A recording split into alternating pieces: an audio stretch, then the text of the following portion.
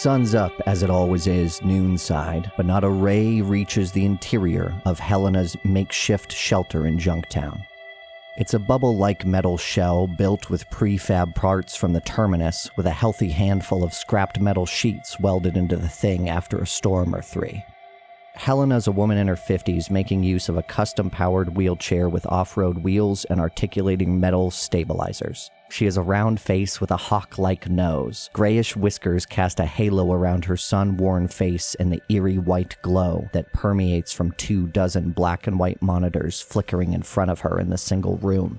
She stabs a burnt cigarette into a pile of butts that form a mound on an ashtray as Jethro Crow enters the room via the not-so-airtight airlock. What does Jethro look like? Yeah, so he walks into this vestibule of this power depot. He's wearing a suit not too dissimilar from the spacesuits worn by the Apollo 11 astronauts, maybe a little slimmer than that. It's been stained over the years, like an orangish red color, the same color of the sand that permeates throughout the sun side of Almanac.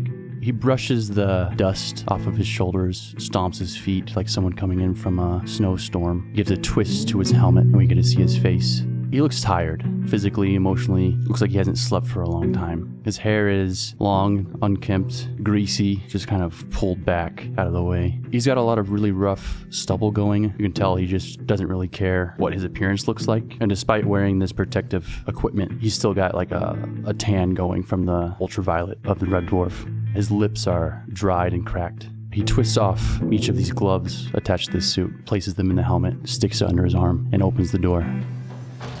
Jethro, come here a second. You got any news? News? Oh, about the ranches? No, I don't got nothing, but look at this. What do you got? You walk over to her collection of monitors, and yeah, there's color technology, but people up north like the black and white ones, something about the radiation that makes them last for longer.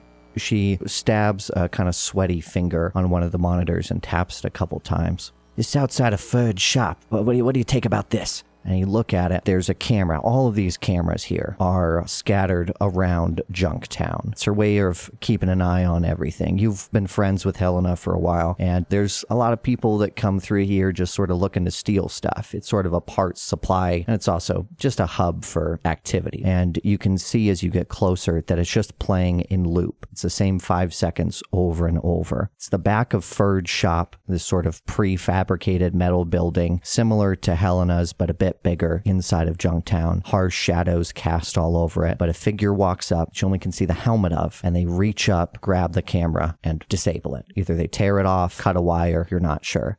They're in a helmet like everybody is outside on Noonside, but the one distinguishing feature that you can see is the sticker of a rose on the left side of the helmet. How long ago was this footage taken, Helena? That's why I called you here. It's only been about 5 to 10 minutes. I think I better go check this out. As Jethro's walking away, he just grabs a pitcher of water that's just like sweating on the counter there, chugs down as much as he can, sets it on a table on his way out. Careful, it's a hot one out there. She gives you a cracked smile before returning to her monitors and lights another cigarette as the camera shot sees Jethro suit up, walk out the front door, and the camera leaves her staring at the monitors, aimlessly clicking on her computer as the door slides shut.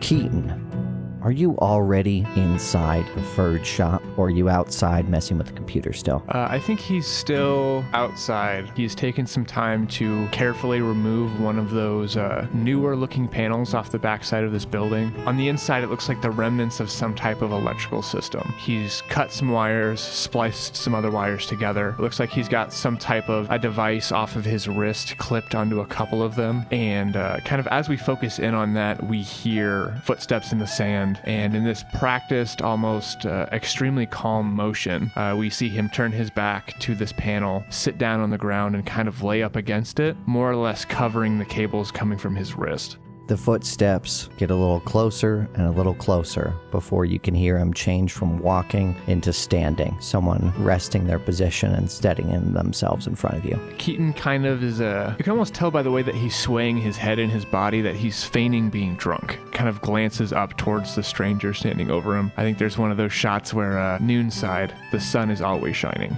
So you get this beautiful shot of this silhouette standing in front of him with the sun shining behind them. If you're here to kill me, Keaton, I think you might be losing your touch a little bit.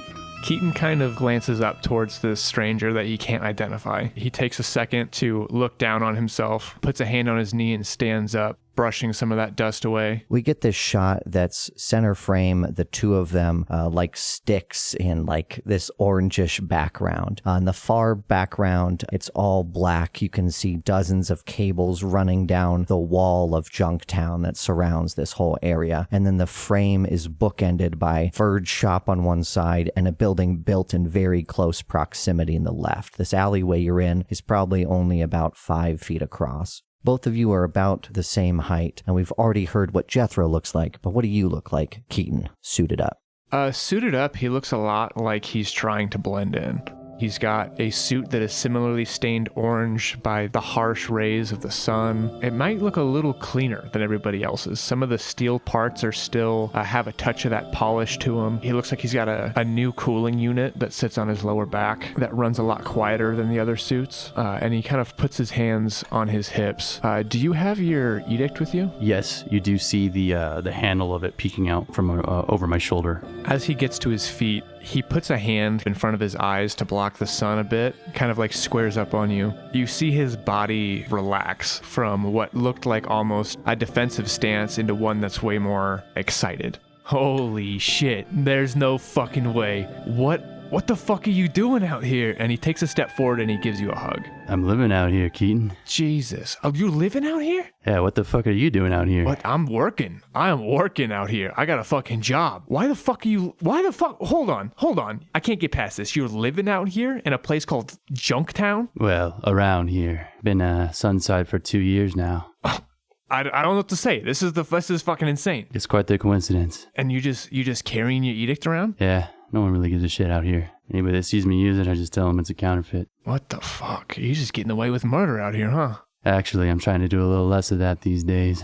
Yeah, well, it's a good way to keep you alive this far from home. Yeah, it's not all sunshine and rainbows. He kind of turns back around towards this panel that he's got ripped off. He adjusts one of those cables that's attached from his gauntlet. You can see that he presses a couple of spots on the screen and it lights back up and he gets back to his work. What you doing around Ferd's place? And as you say that, this whole thing comes to life. Make a computers roll for me. It's a Junktown system, so +1.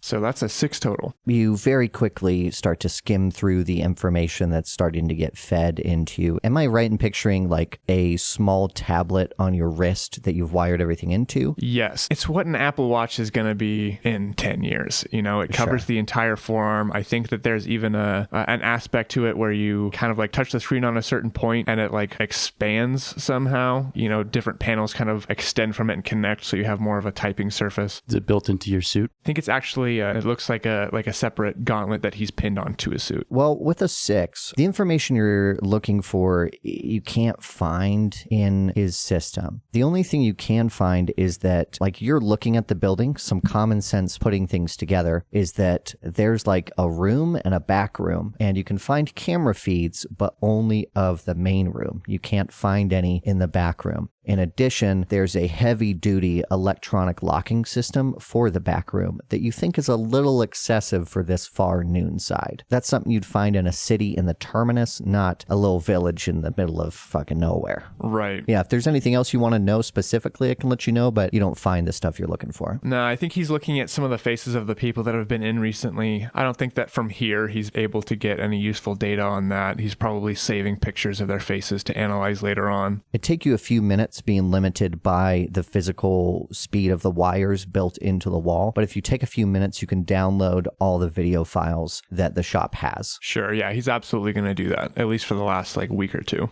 What are you doing poking around Frug's shop? Well, Ferd here has been selling counterfeit edicts. That's interesting. Yes, it is. This little pissant has got himself into a load of trouble. Sounds like to me like we're trying to solve the same problem, Keaton. Yeah, well, is that the type of work you're doing up here? I do a little bit of this and a little bit of that. He's kind of distracted while he's downloading these files and kind of trying to look through the last little bit of this. There's like a moment of silence as he unclips some of his cables and roughly shoves that panel back onto the wall. Well, good. You want to take this one together, old time's sake? Come on, it'll go a lot faster. Yeah, just like old times. So what brought you to Ferd anyways? Just intel off of some scrub. Somebody else that was running around with the counterfeit and said I got it from Ferd here. Have you looked around on the inside yet? Nah, not yet. I always like to get familiar with the goings-on before I walk into something. Well, something tells me that Ferd is not the one that's making these guns. We'll see. He had a pretty heavy-duty lock on his back room. I've been doing some investigating of my own. Sounds like they're coming out of a place in Ghost Town, ran by somebody named Mad Dog. Unless Ferd and Mad Dog are the same person. Well, could be. Only one way to find out, isn't there? What else did they tell you? There's a code word for when you're trying to buy one, or a code phrase or some shit that you give him, and he fucking, blah, blah, blah, blah. I don't know, I found a rough map out here. That's pretty much it. Well, let's just take a look real fast in the inside. Gotta think about this a little bit.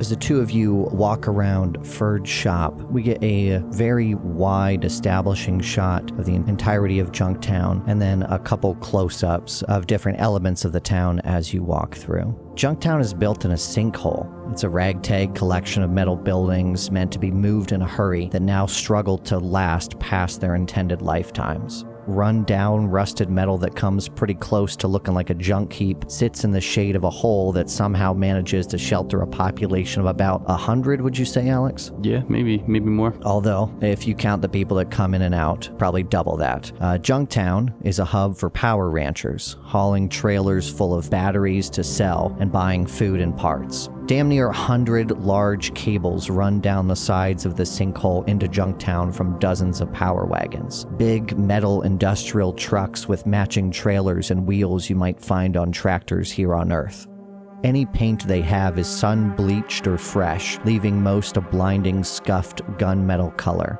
They're pulled up in a circle, corralling the town like wagon trains of old stopped in dangerous territory. As you walk around the building, shadows cut deep across the red-packed dirt, with blood-tinged light scattering across puffs of dust that reach high enough to steal a scrap of sunlight.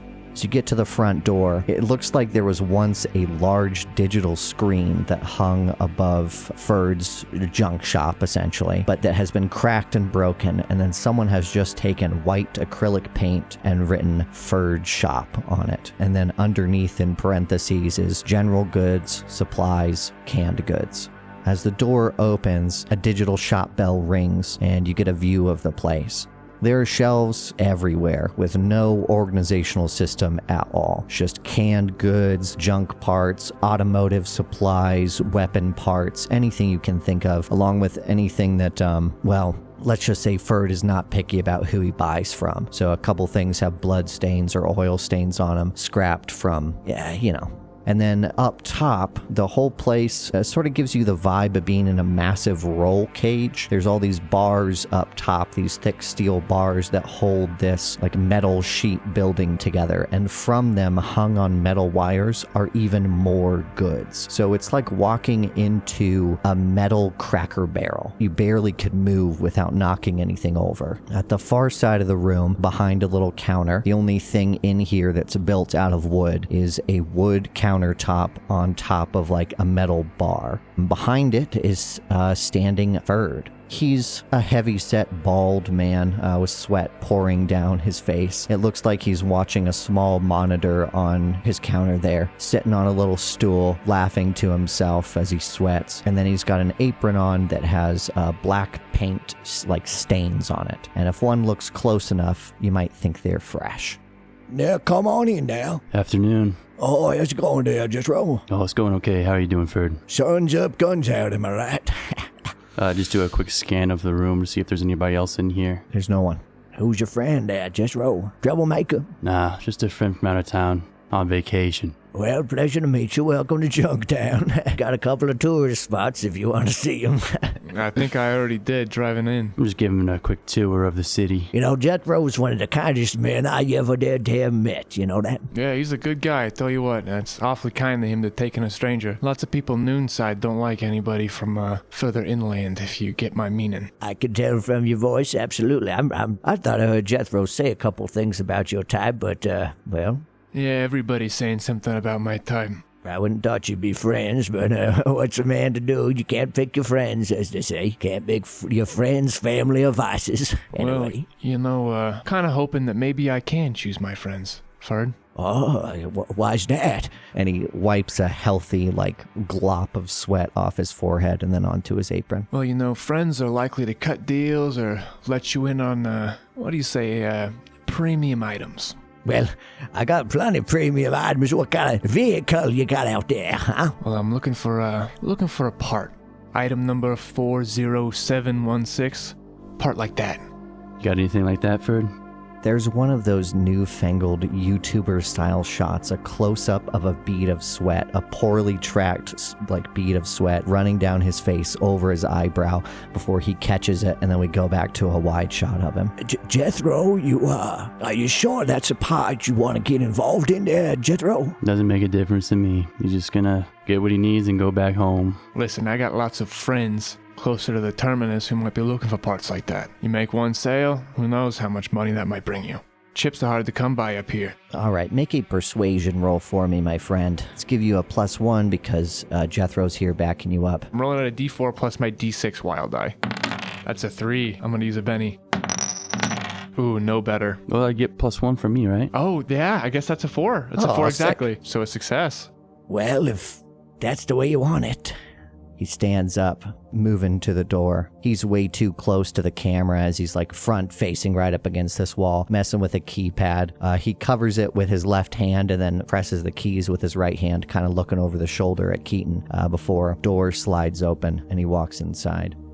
As the two of you follow slowly behind him, you can see this is a room similar to Helena's. You know, it's spherical shaped, these almost hexagonal tiles all over the wall, but all of them have been painted with this sloppy black mess. Some sort of really thick black paint on every wall. There's a couple of seats in here. I think there's an old couch, which are actually kind of rare out here. People go with furniture that's easy to take apart and move very quickly, and this is sort of a plush, lush thing. It actually has a few blood stains on it that you can see, Jethro. Ooh. And then there's a stainless steel, real scratched up table in here that has a wooden case. You're not sure if it's synthetic, but it sure doesn't look that way to you, Keaton. And that's on the table, about the size of, toiletry bag. As you walk inside, he looks around his shop before hitting a few buttons on the door, and it closes behind you. There's a single light in the room that hangs from the ceiling on a wire. The whole room is plunged into darkness for a minute before he pulls the metal string wire and the light bulb lights up.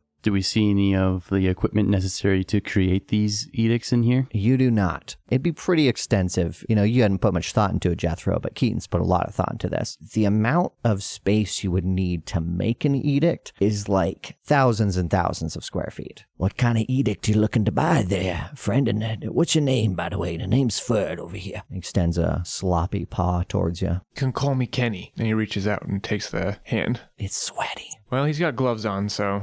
Oh, yeah. Jethro's kind of just looking around this room. Is there some type of check that we can make to figure out what's up with this paint? That's what I was going to ask him. Let's just have you roll notice, Alex. That's a 6 that blew up on my D6 into a 2, so we're looking at an 8. Well, you tell me why you know this. This is a specific type of paint that has particulates in it of some kind, right? But whatever this coating is, it's something that's commonly done, although normally with a bit more care, in preventing things from scanning through the walls. There's a couple of those technologies on Almanac, and this just entirely prevents that. Why do you think you know that? I mean, I've been doing a lot of different kinds of jobs for the Crow family for a while. I think I've probably run into this before.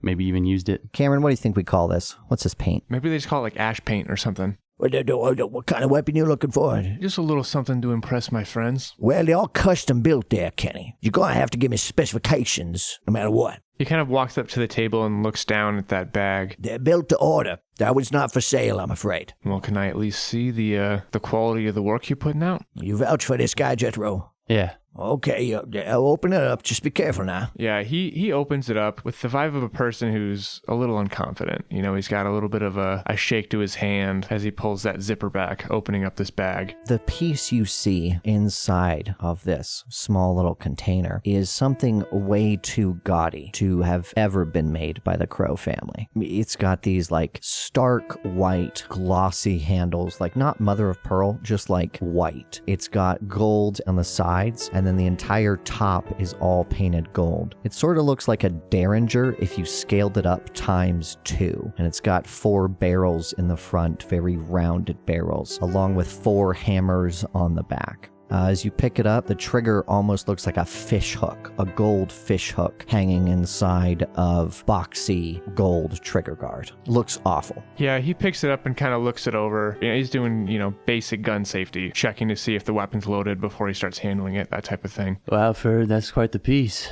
Yeah, well, I'm just a seller. Whatever you want, I send off to the manufacturers, and they, How long does it usually take? Well, he gets a little quiet, rubs his hands together, realizes how sweaty they are, and then wipes them on his apron. It depends on them, but normally about 1 to 4 weeks before they start production. And then I get a note about that, and then once production's been started, it can take up to 2 months. Depends on the isotope production. 2 months. That's a pretty fucking quick turnaround. What do you think, Kenny? 2 months is a long time to spend in the desert. Yeah, well, it's not as bad as not getting what I'm looking for. Is there any way we could expedite the process, friend? Well, I don't know if you boys know how this works, Jethro, but they gotta kill somebody for it. What do you mean? He leans a little bit closer. Guess how these things actually work, at least the way they make them up here up north, is part of making a gun is killing somebody. Right as he says that, Keaton glances over towards Jethro with kind of surprise. How do you know that? He gets very sweaty. You want to make a notice roll for me? You know this guy pretty well, and also one of his character traits is sweaty, so get +2 total. I forgot I had this alertness, so I have +2 to notice rolls, so I guess this would be +4. Looking at a 9. He's definitely holding something back, and you think he's scared. Well, they told me about it once I started trading it, Listen, Ferd, listen, plenty of folks got families that need money. They ain't got anything left to live for. I'm not trying to bust your balls, Ferd. I'm just curious. That's all. I think as you say that, you build a little empathy with him, and you can see there's something behind these words that he, can't quite say. I gotten in kind of deep with these guys, Jethro, and, we just got a connection, I guess. You okay? I know you pretty well, so I just hope you know me well enough to drop this, but I can't say nothing. Mad Dog, what's he have on you? If I told anybody who I was selling for, he said he put him in an edict. He said he killed my son, Jethro. Is your son now? My son's working for him. He's working at a ghost town. I haven't spoken to him in over a year, Jethro, but the Mad Dog boys, they said, they kill him, and I'm sure he doesn't know anything. He's just trying to make some money. Not a lot of work for the son as they're not power ranchers. So it sounds like you're trying to get out of this line of work. I'm not a half better than a scab, I don't know what else there is to do. Not a lot of work for someone. Don't know how to ranch, don't have the money to start up a truck, don't have the money to buy any steers or heads. You're playing with fire here. Anybody on the inside gets word of this. This whole shit could go up in smoke. No one from the Terminus ever comes noonside. Let me tell you this, Ferd. If I heard about it, other people's heard about it. Well, I don't need to sell many guns for Mad Dog before I can get out. Maybe I can talk my boy out of leaving there. Do you think that he's gonna let you go? Come on, he's got you by the balls here. What are you trying to get out of him? I'm really just trying to I'm kind of trying to be an asshole, and I'm trying to poke and prod him into giving up more information about what's going on here, I kind of want to taunt him into giving me more information, basically. I'm going to also give you a +2. I'm just going to throw him out because later I'm going to slam you guys with negatives, but I think this makes sense because Jethro has set this up so well. You've already done the good cop, now you're playing mean asshole cop. Asshole cop blew up his wild die into a 9. Man, I'm not sure what other information he has, dude. I mean, I've got something. I was just going to talk to Kenny over here. So maybe he just like explodes for a second, and Jethro, you're like, hey, calm down for a second, calm down. And then you're like, hey, I just need to talk to my friend, and you guys pull over to the side. Cool. But you've stirred him up quite a bit. What? I think I got an idea. I think we should place that order.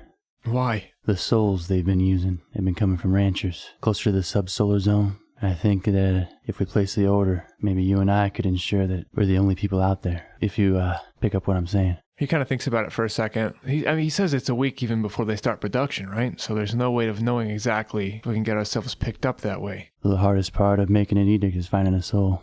I know the woman who runs all the ranchers in the area. That had a lot of ranchers gone missing from Spoke Ridge. I'm thinking it's probably connected to this. If we just get Helena to pull back all the ranchers, and we go out there, well, they won't have much of a choice, will they? Guarantee that they're going to pick up one of us unless we put in 2 orders. We don't want them to pick us up, Keaton. I'm saying we just go out there. They think they're going up on ranchers. It's us. Ah, I see. You don't want to get picked up and do this thing on the inside. You want to ambush them on the way out. I've been to Ghost Town, where Mad Dog runs his operations. There's no sneaking in. I think the only way we can do it is maybe with one of their vehicles. He kind of thinks about it for a second. You can see him nodding inside of his helmet. Just that kind of vague shadow behind the mirrored glass. Okay. You know, I got real lucky running into you out here. And he kind of taps you on the chest a couple of times. Likewise. Damn. Just my luck. And he turns around as this guy is kind of starting to calm down. Oh, no, he's still worked up, dude. And he's sort of been fuming. You know when you get so mad that you get quiet, and then after 2 minutes, you finally arrived at the perfect thing to say? That happens to Ferd as he spits out, Don't son of folk need edicts too? You're gonna come take away everything from us? I ain't taking shit from you, old man. I tell you what, I'll give you a whole buttload of chips. Because I'm putting in an order. Well, if you're from the Terminus, I bet you got a little extra money to spend, huh? I got enough. And maybe if you cut me a deal, I might help you get out of this whole debacle here. What you mean by that? I mean, I can get you out of this whole edict selling thing. Because like I said, if I could find you, other people can find you. Are you really trying to get a discount right now, Kenny? Hell yeah, I am. And he looks back towards him. I expect that you want to be front paid. I do. I owe Mad Dog a fair bit of the money, and he'll know once I take an order. Well, he'll know soon enough anyway. How's about I don't charge you extra for being such a fucking asshole to me, and you get me out of here, and we call it square? Fine. I'll save you skin. I'll get the, he kind of puts fingers, quote, asshole discount. Listen, Ferd. Just place the order as usual, all right? Business as usual. We were never here. I never saw you. You never saw me. They run quite a bit cheaper than they do in the Terminus here at Noonside. It's only about 1 million chips. He kind of nods his head and reaches back and pulls out what kind of looks like a smartphone. Well, you got a transfer? he looks surprised that you're not making a big deal about how much money that is. You know, he went to scratch the back of his sweaty neck, and then as soon as you go there, he goes, Yeah, right here. I guess you folks are really are born rich down there. He kind of chuckles to himself as he makes the transfers the chips over. Huh. What do you know about that? I guess it's good. You let me know when they start production. How about that? Well, I'll send it out today. Can you wait until tomorrow? Sure. Well, we want it as fast as we can, don't we? We need a little bit of time. Well, it's going to take a whole day to get out there, and I assume another day for it to all get started. Ghost Town's probably 2 days' journey from here. Jethro sort of just stops mid-sentence. He doesn't want to be saying this shit in front of Ferd. Can you just send it out tomorrow, Ferd? Anything for the rich kid. Motherfucker. Now, you watch your fucking mouth. You have been watching yours. He just kind of turns around and starts walking out. Stay safe, Ferd. Jethro, I don't think you should get mixed up in this. Us Nooners, you don't want to be messing with Mad Dog. I've seen my son go down that path. I don't want to see someone like you get mixed up in something with so much killing, you know? You said anything about Mad Dog, Ferd? I'm just helping my friend order a gun, that's all. gives you a kind smile. Stay safe, Jethro. It's a hot one out there. Sure is. Sure is a scorcher. Everybody just fucking said that. I thought it'd be funny. That's why I said good afternoon when I came in. I thought it'd be funny if everybody fucking just says good afternoon all the time.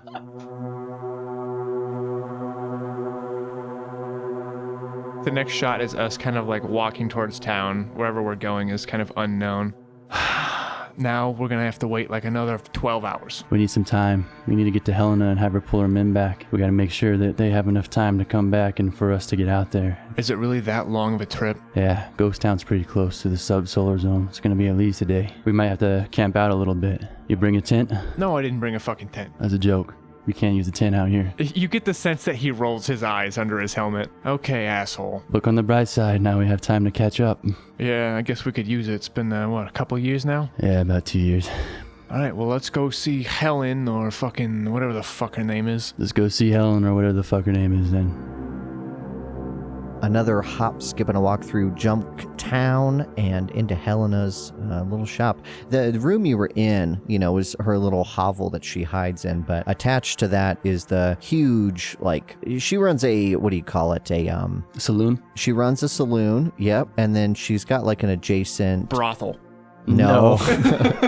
Not this game. The scrapyard. But I think maybe you go into... Casino? Does she have a casino? No, casino. But you go inside and she's just still staring at the monitors as you walk in with about 10 more cigarettes added to the pile. Before we go in, it'd probably be a good idea not to throw the word crow around. We don't want too much heat on our heads. You feel me? Oh, yeah, so they don't know? You've been walking around with your edict on your back like that and nobody put two and two together? I mean, you've seen my edict. It's not a hard sell that it's a counterfeit. Yeah, I guess if you're not educated, and he kind of reaches up as we enter that first vacuum-sealed area to start to twist off his helmet. Most of the people out here come from Terminus. Most of the folk here aren't born here, Keaton. That's not what I've seen. It's just that most of the folk here also weren't born with... How many chips you got in your account? More than you. Have you checked? I don't need to check. I know I got more than you. Outside, it's blazing, as always. Hotter than hell, like a low-grade oven, right? 200 degrees 200 plus. degrees, yeah. And as you get into the airlock and open your helmet, Keaton, it's probably a good 150 in here. This airlock is not a good one. You open it up, and as you walk inside, it gets considerably cooler, down to about 108. You see the black and white monitors. You see Helena sitting there in her chair. What does Keaton look like underneath his suit and shit? Yeah, so I think as he pulls his helmet off, he kind of shakes out his hair, which is, the only way I can describe it, is the perfection of what a sci-fi mullet would be. It's a little shorter on the front and long on the back, but not that short. It's still long enough to hang into his eyes, and it's got this kind of just perfect kind of float to it. He's got great hair. It's got that bouncy curl aspect to it. He's got a red headband on that's kind of soaked in sweat currently. Is the texture of it dirty dancing? Right now, probably it's a little greasy from being in the helmet. Okay. And I think as we get another shot of his face, he's got a good blend of feminine features and masculine features. He's got long black eyelashes. He's got pretty eyes, but he's got a broad jaw, a really defined chin. He's got what can only be described as really well kept 5 o'clock shadow stubble. He kind of shakes his hair out and takes these gloves off and unceremoniously shakes the dirt and the dust onto the floor. I think this is the first time you've seen Jethro without his helmet on, right? In 2 years. He's like the photograph that you have in your mind of Jethro that just got left in the sun for a couple of years. You're just bleached and torn at the edges. The second you take your helmet off, he doesn't even try to hide the expression of surprise and not quite disgust, but definitely ooh, as you take your helmet off. Jesus Christ, you ever heard of lotion? You think that's gonna help? You need to be doing something. And he kind of waves his hand over your face. Your lips are fucked up. Conditioner's hard to come by out here. Yeah, well, you decided to live out here for some fuck-off reason, and he starts walking towards Helena. Well, if Jethro brought you here, you must be a real asshole, she says, manipulating her chair so it turns to face you. Cigarette hanging out of her cracked lips. What's that supposed to mean, Helena? What's that say about you, huh? Well, I just thought he was you captured him or something, Jethro. I thought... Oh, no. We don't have a jail here. Typically, we just kill people like you, breaking people's stuff. He is an old friend, Helena. But, you are correct. He is an asshole. Why are you messing with Fud's shop? I got my fucking reasons. We got a lead. I need you to pull back your ranchers. You got a lead on the edicts. Thank the stars for that, I guess. He catch you up? She points to Jethro and then points to Keaton. He catch you up? No, he just walked in here. It's been 10 minutes, you fucking... Terminus. Wielding you even talks like that. People with more money than you. Yeah, go fuck yourself. I do a lot. Well... I'd fuck you too. So you told this asshole the ranchers have been going missing? Yeah. I knew you were from the Terminus, but I didn't know you still had friends down there. A few. Well, pull back the ranchers, huh? Yeah, I got an idea. How am I going to pay him for lost work? How long he need him pulled back for? Just a couple days, I hope. I'll tell him you got a lead, and maybe they'll soften him up, but none of them will like it, I'll tell you that. Well, do they like getting murdered in the sands by mad dogs, man? I guess not. It's a pretty good alternative, don't you think? A couple days without work. Well, that's the devil you know, you know? Is that how the saying goes? I don't give a fuck. I'll send a word out, but it'll take at least a day, Jethro, for them to come back, and there's going to be some out there, but... We're gonna head out after this. Well, anyone you see out there, tell them to come back. She checks her logbook for a minute, flipping through the pages. Not sure why she doesn't do it on a digital pad. She's just always done it physically. Now, does she have a radio system with these guys? No, nothing really operates that way. So they can send signals, right? Okay.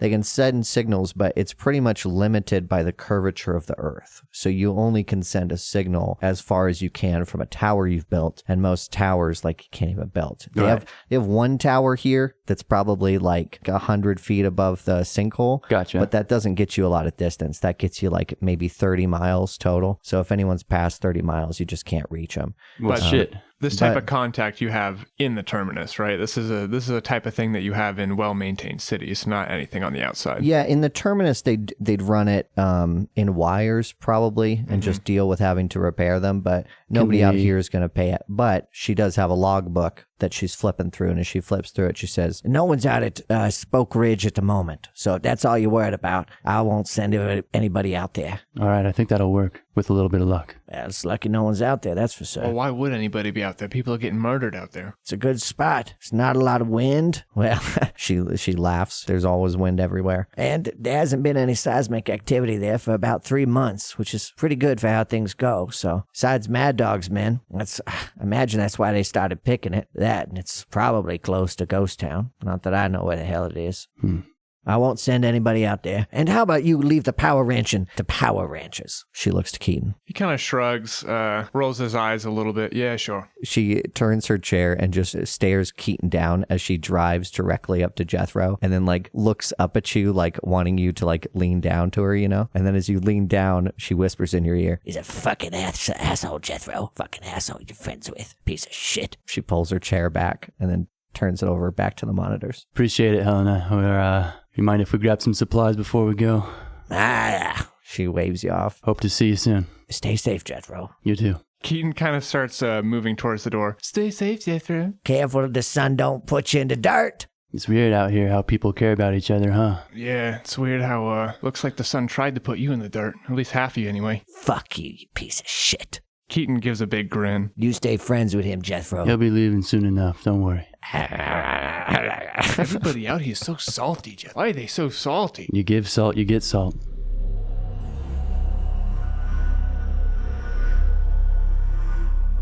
So the two of you come out of Helena's shop back into the red, unflinching light of the sun. Where do you head from here? You got some wheels? Yeah, actually, I should probably run over there and get my shit if we're heading out now. Well, what you bring with you?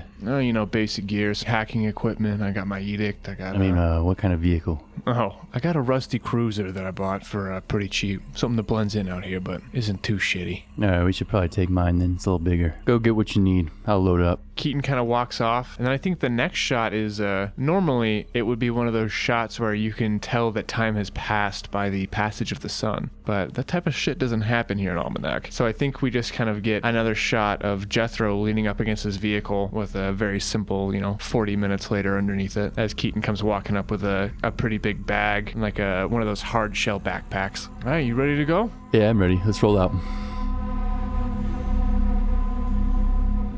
Two of you head to Jethro's vehicle. What's it look like? It looks kind of like a Humvee, very boxy, big wide tires on it. If tires even work is it too hot for tires? Is it treads? Oh, What do you think? Yeah, I guess They're they could. carbonized. They're Yeah, carbonized. they couldn't They're made use of a special material. rubber, Sci-fi. But yeah, they've got some other. I like the aesthetic of rubber. It's got some sort of special They're carbonized. heat resistant, They're carbonized. They're graphene. synthesized. Graphene, yeah. Graphene's in there. Yeah. Anyways, it's got tires, very wide to help it on the sand and dust a little better. And then it's kind of armored. It's kind of like an up armored Humvee, and it's just got a cab with 2 seats. And the back of it, usually these things are used for getting power from the cattle. Yeah. Ranchers use these things as kind of like just a big battery, and they just gather a bunch of electricity from all these different solar panel drones. Jethro's has just been completely gutted, so now he has a sleeper cabin in the back, and the sides of it, they have like these metal panel door that slides up, and he has like tools and cooking utensils and stuff in there. Cool. Maybe a hot plate if you need one. I think you see heads nearby, and I think how they work is either they're built on like a tread base, and they sort of have like a Mars rover look to them, or some of them are like Star Wars walkers. You know, they have articulating limbs, and then all of them just have a center pipe with a huge solar panel on top. So there's a couple busted ones the ranchers have brought back that, you know, maybe they got caught in a storm, maybe the very common earthquakes hit them and they're bringing them back for repairs, but we can see a couple of them. I bet you that there's a couple that look different because as the technology has aged, people have just been repairing the older versions and still using the newer ones. True. So I bet you there are some on tires, some on treads, some that are walking, and they have like this very odd kind of collection of like that's like an iPhone 1 and this is an iPhone 6 type of shit. The Crow family has the monopoly. They've got the license on edicts, which means you're responsible for making sure, first of all, that it's available to consumers and that you're providing a baseline of quality to them is like the intended idea, right? But most of the time, it just means that if people are selling shit that's yours, you go and arrest them or kill them. But with the power people, the Duke family has the monopoly, and how they choose to do that is they just let people do whatever they want. They license it out. Anyone is allowed to build and operate them as long as Duke is getting it cut.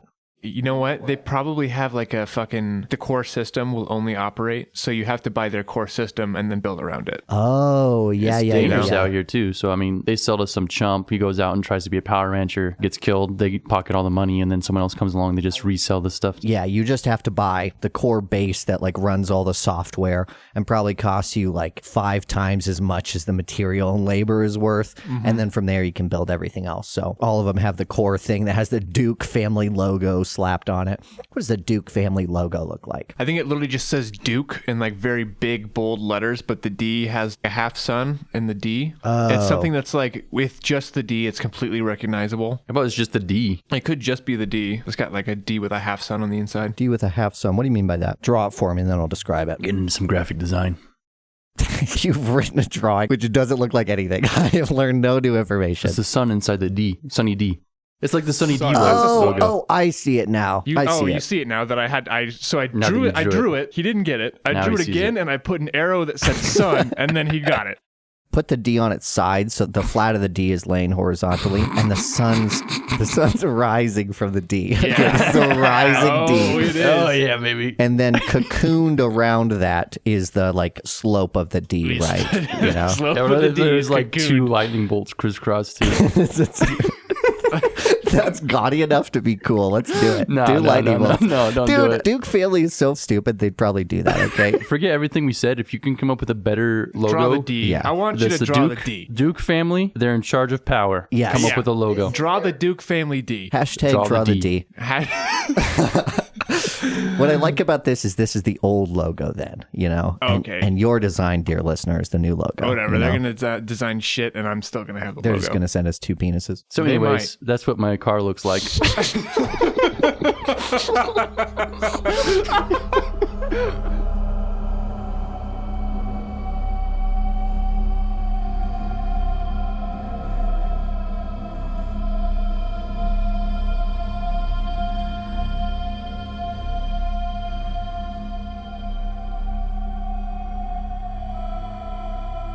As you start to take off, in the far distance, there's a wall of a storm cloud. Not quite coming your way, it's on the edge of the horizon. Always on the noon side, there's the constant threat of storms, like there is everywhere on the planet. But here, they are so visible. Orange and red in the distance, blue lightning crackling inside, the thunder inaudible at this distance, and the whole landscape is littered with mountains and volcanoes. Red, orange are the themes of the day, with a tinkling of blue as you take off through the dust. On most vehicles, there's some type of a color filter on all of the windows. So that Filters radioactive. it filters radioactive and also like Rays. the orange-red light, so that you're actually seeing true color on the inside instead of this orange-tinted hue. So we finally get to see like the true colors of these suits, which frankly don't look much different. They're still that kind of burnt orange, like Mars red tainted color. Because of the dust. But we definitely get a shot of Keaton trying to lean his seat back as far as it'll go in what is essentially a Humvee. I think they're just locked in place. Yeah, so you see him for a while fucking with it, trying to get it to lean back, and it obviously doesn't. And he kind of sighs to himself. He's got his helmet and his gloves off. I jumped right into it. That went fucking quick. Yeah, he'll get home soon. Well, we'll get home soon. What do you mean we? I mean, you're coming back with me, aren't you? Why would I want to go back? Why would you not? I don't want to deal with our family Oh, come issues on. anymore. Listen, there's definitely family issues, but they make it worth it. How? The money? I mean, you don't have to live in this fucking thing. And he kind of taps on the hollow metal of the door. I admit, when I first came out here, I thought I was a hellhole too, but after a couple of years, it's grown on me. I was kind of hoping I could convince you to stay out here with me. There's not a fucking chance I'm gonna live in this rat shit. Listen, people out here don't like me. I got too much, he kind of waves his hand, personality. If you stop treating them like shit, they might start liking you. Oh, come on. I talk to everybody like that. Well, maybe you should try not to. Not telling you how to live your life, but get a lot further with honey than vinegar. Well, you scare off the weaker people with vinegar. You want to surround yourself with fucking weak-ass bitches, you know what I'm saying? What do you even care? Why do you want me to go back with you? What do you mean? With me out of the picture, after our dads have passed, it's all yours. Fuck, if I want any of that shit, and you're out of your fucking mind if you think they're giving anything to me. Case in point. Listen, I want you back because, let me just start this laundry list. First of all, you are literally my favorite person in the family. Hands down, absolutely. I've been dealing with all this fucking bullshit without you for 2 years now. Been nothing but fucking bullshit. I have to do all the fucking work. Second of all, you're the only one who understands any of the shit that I have to deal with. Let's just go down the list real quick of all your siblings, okay? Bubba disappeared. He's fucking driving a truck now. Driving a truck? He's driving a truck. He fucking fucked off the grid. Going where? Doing deliveries. I don't even know what he's delivering. He's with Dorian. Dorian's with Bubba and they're driving? Yeah, they're driving a fucking truck around. Dorian's doing concerts or some fucking shit, trying to fight the power or whatever the fuck. I mean, other than that, Kaz... Jesus Christ, Kaz. Kaz has his head so far up his own ass that he might actually have shit for brains. Nothing new there. Yeah, tell me about it. And he's the one who's I have to talk to all the goddamn time. Well, you can't just hire a new partner? Partners are not really a thing anymore. Not since you left. You're doing everything by yourself? Pretty much. Jesus. Yeah, it's fucking garbage. Kaz doesn't even fucking understand. I try to talk to Kaz about all the shit that I have to do. He literally does not comprehend it. It's like talking to a brick wall. Except the brick wall's high on coke. For the first time since you've been out here, you see Jethro crack a little bit of a smile. Glad to see your silver tongue hasn't tarnished. Yeah, well, I learned to shine it, and we'll say that. I don't know. I'm just so sick of doing our father's bidding. And for what? So they can get more money. Out here, I feel like I'm actually helping people. It feels good. You should try it sometime. Listen, I don't disagree, okay? I'm just fucking doing daddy's dirty work. And I get it. It's fucking garbage. All I'm saying is that, I mean, you're a crow, baby. You were born into this line of work. You were born to live better than this. And without you, it's just me. He kind of cracks a grin. I'm getting pretty close to killing myself, so it would be pretty nice to have you around. Somebody I could finally talk to at least, even if you don't get back into the line of work. Listen, Keaton, I really do feel for you. I just don't see myself doing that. Before you kill yourself, though, just give this a shot down here. What's a few months in the desert? A few months in the desert's a few months of hell. Not to mention, like, what do you think my dad's just gonna let me disappear? My dad's not your dad. Out here, you're nowhere. Doesn't matter who you are, everybody looks the same, everybody has the same car, everybody's wearing the same thing. Even if he knows where you are, he doesn't know where you are. Keaton kind of looks, on the edge of irritated and exhausted. That's just not an option for me. Unless you've got a really damn good reason for me to come back with you. I'm not coming back with you. Simple as that. Well, maybe I do. I'm sure we can come up with something. I can cook up a reason or two. You know, a good start would be... Oh, you know what? I got a good start right here. He reaches down into his bag and he pulls out this kind of thick metal can and hands it over to you. Come on. What's in here? He holds it out to you and you can see it's an energy drink of some off-brand. I think it's called It's Monster. Creature. Creature energy. That's so weird, dude. I was about to ask for one. Yeah, he hands you a Creature energy drink. I know you haven't had one of these in a while. You read my mind, Keaton. Yeah. I'm gonna enjoy this one. He pulls another one out of his bag and cracks it and starts drinking on it. How did you know I was gonna ask for a creature? I could feel it. We get a front-facing shot of this Humvee-like vehicle, the two of them toasting and guzzling down their drinks as the camera pulls back through the front windshield and then starts to like fly up in the air as the Humvee skirts underneath it, kicking up the red dust in the endless sunlight.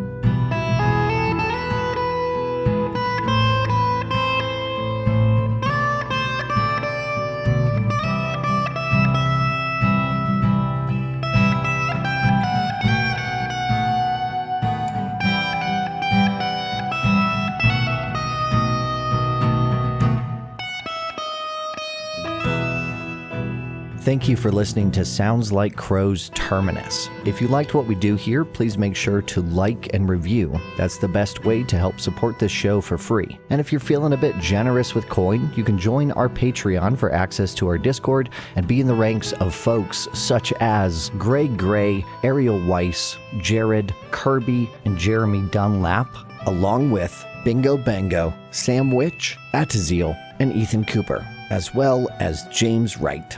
Casted this week is myself, Caleb Sunstead, who you can find on Twitter at MarshallCaleb, Alex Horrell, who played Jethro Crow, who you can find on Twitter at Alex Horrell, Cameron Reed, who portrayed Keaton Crow, who you can find at CJReed211 on Twitter. Music was by William Ecker or myself, who you can find at musicdirecker.bandcamp.com. Special thanks to my good friend Cameron Reed for doing a bunch of behind-the-scenes stuff. And if you follow us on Twitter at Sounds of Crows, he's the one you'll most likely be talking to.